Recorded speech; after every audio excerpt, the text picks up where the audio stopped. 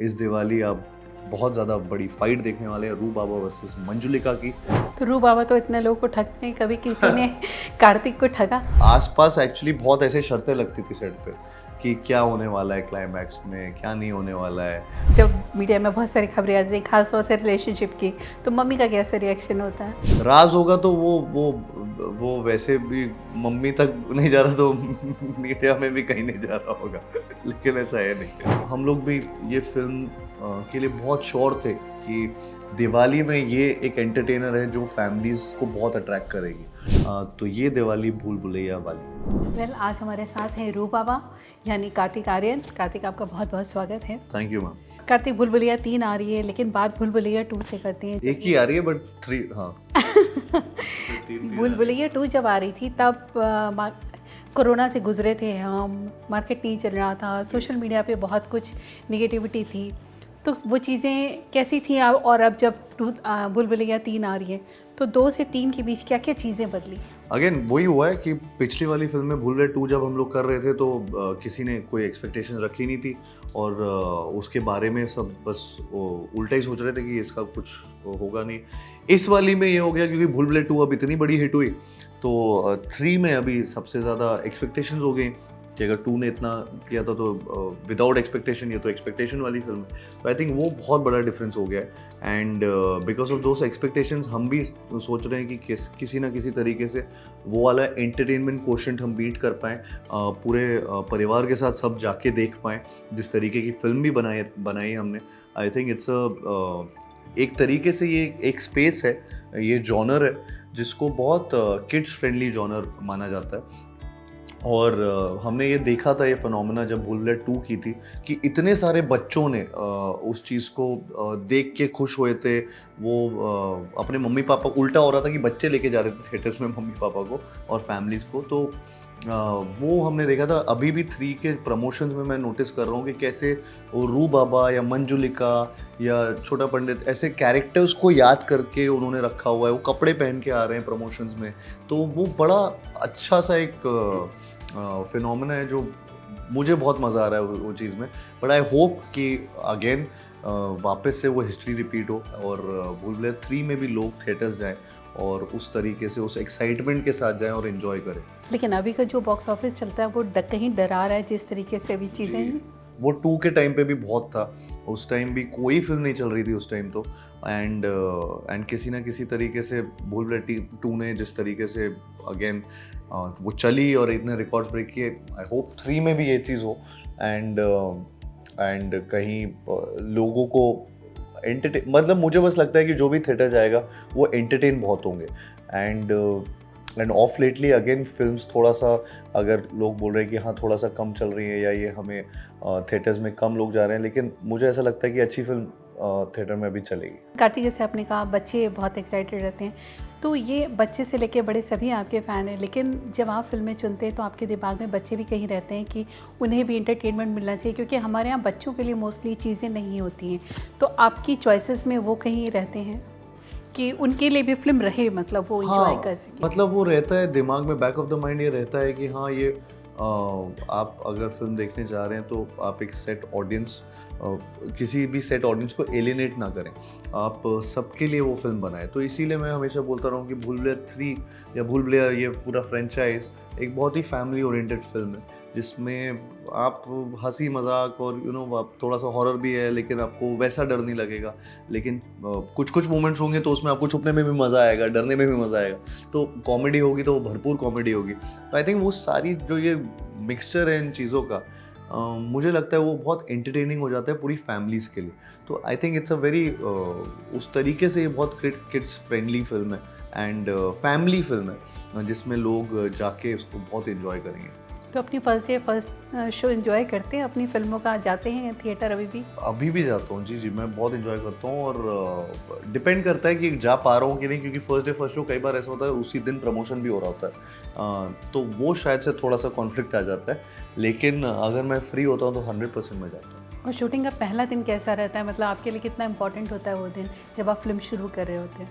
काफ़ी इम्पोर्टेंट होता है और काफ़ी नर्वस एनर्जी भी होती है मुझे, क्योंकि पहला शॉट जब आप दे रहे होते हो तो तब सब आप भी सोच रहे होते हो कि किस तरीके से जो भी अप्रोच सोची है वो करेक्ट आ रही है कि नहीं आ रही है, तो ये सारे थॉट्स आते हैं। तो पहले दिन थोड़ा सा नर्वस रहता हूँ। तो कैसा था पहला दिन विद्या के साथ और माधुरी जी के साथ? एक्चुअली में बहुत अच्छा था। इनफैक्ट उन्होंने जिस तरीके से मस्ती मजाक सेट पे करते हैं वो मैंने एक्सपेक्ट नहीं किया था कि ऐसा होगा, एंड आई रियली इन्जॉयड। ये विद्या जी भी जिस तरीके से पूरा फन लविंग जोन में रहती हैं, एंड माधुरी जी भी बहुत पॉइज्ड और एलिगेंस, वो बिल्कुल जैसा हमने माधुरी जी के बारे में सुना है या देखा है वो वैसी ही होती हैं सेट पे भी। And I really had a great time with both of them. लेकिन कार्तिक, फ्राइडे कहते हैं, हर फ्राइडे एक एक्टर का तय करता है भविष्य क्या होता है, लेकिन एज एन एक्टर क्या चीज़ें जो आपको डराती हैं हर फ्राइडे जो चीज़ें होती हैं? आई मीन लगता है कि बॉक्स ऑफिस में चले फिल्म और वो नहीं चलती तो वो डर लगता है कि अगर नहीं चली तो बिकॉज कुछ भी आपने कितनी भी अच्छी फिल्म बनाई हो आपको, लेकिन वो गारंटी कभी भी नहीं मिलती कि ऑडियंस पूरी तरह से जाएगी कि नहीं जाएगी। मैं अपनी तरफ से पूरी कोशिश करता हूँ कि ऑडियंस तक पहुँचे फिल्म। मैं उस तरीके से फिल्मों में वैसी फिल्मों में काम करने की कोशिश करता हूँ, वैसी फिल्में बनाता हूँ या उनकी मार्केटिंग भी वैसे करता हूँ। आई थिंक वो ओवरऑल ही सब चीज़ों में देखना पड़ता है कि ताकि वो लोगों तक पहुँच पाए और अच्छे तरीके से। फिर भी अगर कई बार ऐसा हो जाता है कि आपकी कुछ चीज़ें शायद से रह जाएं या कुछ ना कुछ चीज़ें आपकी हर्डल्स आते हैं एंड लेकिन एटलीस्ट वो रिग्रेट नहीं रहता कि मैंने पूरी कोशिश नहीं की, तो मैं वो कोशिश कर सकता हूँ। एंड लेकिन वो एक फियर ज़रूर रहता है कि अगर बॉक्स ऑफिस पर फिल्म नहीं चली तो अजीब ही लगेगा, बुरा ही लगेगा। तो पहचान लेते हैं ना ये पिक्चर चलेगी, इतना कमा लेगी? पहचान लेते हैं लेकिन उस लेवल तक नहीं पहचान पाते, क्योंकि कई बार बहुत मिरेकल्स भी होते हैं। कई बार आपको नहीं पता होता कि क्या चीज़ ऑडियंस के दिमाग में बैठ गई सडनली, तो वो कई बार ऐसा होता है क्योंकि कहीं ना कहीं आप ऐसी चीज़ें कर रहे होते हो जब आप फिल्म मेकिंग, जब आप उस प्रोसेस में होते हो, कोई डायलॉग आप ऐसे ही शायद बोल देते हो लेकिन वो डायलॉग अचानक से लोगों के जहन में बैठ जाता है। या फिर आपने कोई ऐसा चीज़ की होती है जो लोगों को बहुत अच्छी लग जाती है या बहुत बुरी भी लग जाती है, तो वो उसका कोई आपको उस टाइम करते वक्त हर बार नहीं पता चलता। लेकिन इस समय हिंदी में एक ट्रेंड देखा जा रहा है कि यहाँ के जो स्टार्स हैं वो साउथ के फिल्म मेकर्स के साथ जा रहे हैं, उनके साथ काम करना चाह रहे हैं। आपने वो कोशिश नहीं की? नहीं, मैंने ऐसा कुछ ऐसा एक्टिवली मैं नहीं देख रहा हूँ कि यहाँ एक्टिवली बहुत सारे एक्टर हाँ, लेकिन मेरा दिमाग में ऐसा कुछ नहीं है कि मैं नॉर्थ के डायरेक्टर्स के साथ कर रहा हूँ या साउथ के डायरेक्टर्स। मैं सिर्फ फिल्म्स देख रहा हूँ और वो फिल्म्स में मुझे मज़ा आ रहा है जो मैं फिल्में कर रहा हूँ। मैं एक्चुअली बहुत खुश हूँ जिस तरीके से अनीस सर ने ये फिल्म को डायरेक्ट किया है और जिस तरीके से उन्होंने भूल-भुलैया 2 के टाइम पे भी ये डायरेक्ट की थी फिल्म। एंड तो मैं ऐसे कुछ एक्टिवली नहीं देख रहा हूँ। मुझे ऐसा लगता है कि ये film one film at a time मैं देख रहा हूँ and will see in future कि मैं कहाँ क्या करना चाह रहा हूँ। अभी तो मैं पूरी तरह से भूल-भुलैया 3 के बारे में सोच रहा हूँ। तो रू बाबा तो इतने लोगों को ठगते हैं, कभी किसी ने कार्तिक को ठगा? नहीं, ऐसा कोई नहीं है। किसने कार्तिक को ठगा? तो इसमें तो 2 क्लाइमेक्स आपने शूट किए हैं इसके लिए, तो क्या चीज़ें दिमाग में थी? अनीस बता रहे थे उन्होंने कि एक्टर्स तक को नहीं बताया था पूरी तरीके से वो क्या करने वाले। नहीं, मुझे पता था और 1-2 लोगों को पता था और अनीस सर को तो ऑफ कोर्स पता था। तो लेकिन हाँ, 2 क्लाइमेक्स शूट किए गए थे ताकि मतलब हाँ, 2 क्लाइमेक्स शूट किए थे इस फिल्म के और लास्ट के 15 पेजेस हटा के दिए गए थे स्क्रिप्ट से। जब भी स्क्रिप्ट गई थी HODs तक में, बहुत सारे HODs पे स्क्रिप्ट वैसे लास्ट के 15 पेजेस हटा के गई थी। तो क्या था दिमाग में कि क्या करने वाले हैं?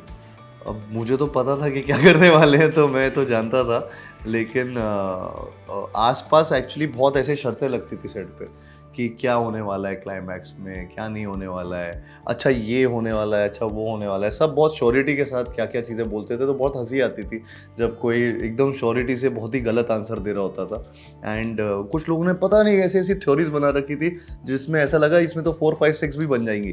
तो वो बहुत मज़ेदार चीज़ होती थी। सेट पे ही लोग डिस्कस कर रहे हैं कि अच्छा ये क्या शूट हो रहा है और क्यों हो रहा है और कैसे होगा। पर आपके पेट में बात पचती है क्योंकि भूल भुलैया 2 की एक्टर्स भी आपने ही सबसे पहले बता दी थी। नहीं नहीं मेरे मेरे बहुत पछती हैं, मैं बिल्कुल छुपा के रखता हूँ। मैं ट्राई करता हूँ कि हाँ सीक्रेट सीक्रेट ही रहे, और लेकिन कई बार निकल जाता है, वो सब होता है, लेकिन ऐसा अभी तक नहीं। पर जो आपके बारे में खबरें आती हैं उसमें मम्मी कैसे रिएक्ट करती हैं?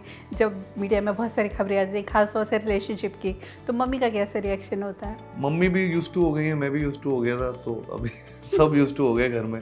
ये न्यूज़ तो कुछ ना कुछ आती रहेगी, और मैक्सिमम चीज़ें तो पता ही होती है कि वो रूमर होती है, एंड अगर कोई सच भी होता है तो वो उनको पता ही होता है। कुछ राज भी तो होते होंगे? नहीं, अभी ऐसा कुछ है नहीं छुपाने का मेरे लाइफ में, तो राज होगा तो वो वैसे भी मम्मी तक नहीं जा रहा, तो मीडिया में भी कहीं नहीं जा रहा होगा, लेकिन ऐसा है नहीं। बिल्कुल। पर कार्तिक, कहना चाहिए कहीं ना कहीं छुट्टियों का आपकी फिल्में रिलीज़ जो हो रही हैं उनकी डेटें आप भी छुट्टियां वाली ढूंढने लगे। 15 अगस्त संदीप मोदी की भी फिल्म आपने अनाउंस की थी, तो छुट्टी लगता है कि ज़्यादा बेटर होने लगी है? मैं नहीं, ऐसा छुट्टी का नहीं है ये। एक्चुअली में मैं अगर सिर्फ इसकी बात करूं तो मेरी यही फिल्म है भूल भुलैया 3 जो छुट्टी के दिन रिलीज़ हो रही है और हॉलीडे रिलीज़ है, बट अगेन उसके भी बहुत परम्यूटेशन कॉम्बिनेशन है। ऑल्सो ये फिल्म एक्चुअल में बहुत दिवाली फिल्म है, उस तरीके की फिल्म है, उस तरीके का फेस्टिव मूड वाली फिल्म है, तो इसलिए हम लोग भी ये फिल्म के लिए बहुत श्योर थे कि दिवाली में ये एक एंटरटेनर है जो फैमिलीज़ को बहुत अट्रैक्ट करेगी। इसके अलावा कोई और डेट इसके लिए सही नहीं लगती। तो ऐसा नहीं है कि मैं ऐसे हॉलीडे ही ढूंढ रहे थे, मतलब भूल भुलैया 2 कोई हॉलीडे में रिलीज़ नहीं हुई थी, और वो तो ऐसे टाइम पे रिलीज़ हुई थी जब हॉलीडेज़ हो ही नहीं रही थी। एंड तो वो सोनू टीटू भी नॉर्मल फ्राइडे ही हुई थी, या लुका, सारी फिल्में मेरी actually most of them non holiday films ही हैं। ये एक है जिसमें पहली बार ऐसा हॉलीडे फिल्म आई थिंक आ रहा है, if I am not wrong. So हाँ, तो ऐसा अभी तक ढूंढा नहीं, ये ऐसी फिल्म हुई। अब अगली फिल्म मुझे नहीं पता कि मैं क्या करूँगा, कि कौन सी हॉलीडे, बासु सर की जो फिल्म है वो कब रिलीज़ होगी। तो इस दिवाली पे लोगों को किन किन चीज़ों को भूलने की सलाह देंगे? किन किन लोगों को भूलने की? अपने लोगों को क्या चीज़ें भूलने की सलाह देंगे दिवाली के मौके पे आ रही है? आई मीन क्या चीज़ भूलने के लिए? आई थिंक नेगेटिविटी भूलने के लिए बोलूँगा, और या फिर किसी ने कोई आपके साथ कोई गलती की है तो उसको भूल जाओ, मतलब गलती को भूल जाओ, उस इंसान को मत भूलो। हाँ, चलिए कार्तिक, क्या कहना चाहेंगे भूल भुलैया 3 के लिए अपने फैंस से?